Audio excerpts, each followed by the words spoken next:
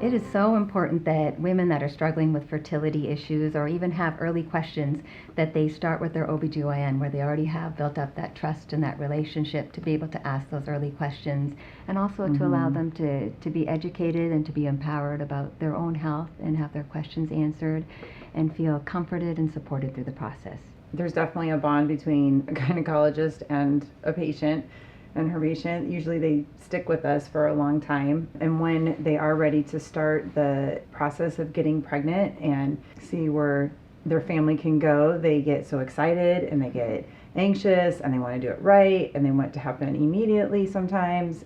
And there are definitely a lot of questions that they never thought of before, because their entire life they thought about preventing it. When do I ovulate? When is the time that I'm supposed to try to get pregnant?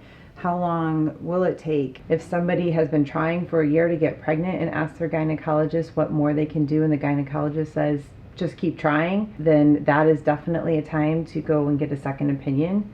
And your OBGYN also knows, what's normal and what signs to look out for, so you can catch other things early, like an ovulation issue or irregular cycles. Is all this spotting normal, or is this pain normal? And maybe recognize things early on, like endometriosis or possibility of something else that could be interfering with their fertility. Some of the simple steps that we can start them out with are all okay, and things aren't going necessarily the way they want it to, and they're not getting pregnant.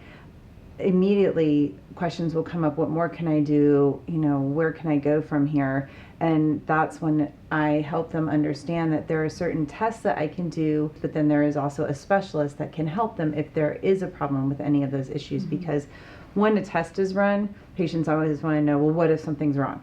What if it's bad? And then I explain that there are reproductive endocrinologists like you that are wonderful and that can help them and can work on each of the little things if there is an issue.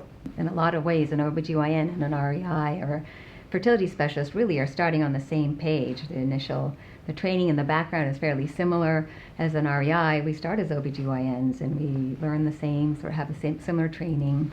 Right, you do the same residency as me. Yeah. But then you go on for a fellowship, right, and you do even more schooling. And then we get a little more subspecialized in the fertility aspect and the safety of fertility treatments, and a little bit more detailed on male and female infertility disorders and things like that. But we're on the same page, and it's nice that when patients feel comfortable that they know that their OBGYN and their fertility specialist are working together. They don't have to feel like they're in the middle, or they're having to be their own advocate or find their own specialist. With time being such an important factor, the big thing to be looking out for is that their ovarian reserve does decline with time. Not just egg number, but also egg quality may slowly decline with time. So it's very important to seek that opportunity and get information sooner, because every month that passes by may be an opportunity that could be missed. When the patients have done what they need to do with me and have not been successful, and they move on to you and you take care of them and you get them pregnant, and then you send me a letter, I'm excited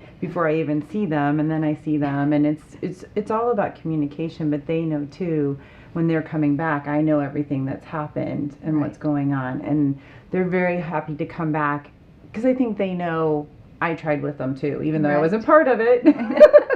I was just trying to help them get pregnant, but they know that I cared. Because a lot of couples feel alone. Yeah. And I think their provider that they've seen every year for their annual exam and their pap smears, when that comes up and they don't feel afraid to ask those embarrassing questions about when and how and what position and what time. Right. That really helps them, that support. Yeah. Definitely.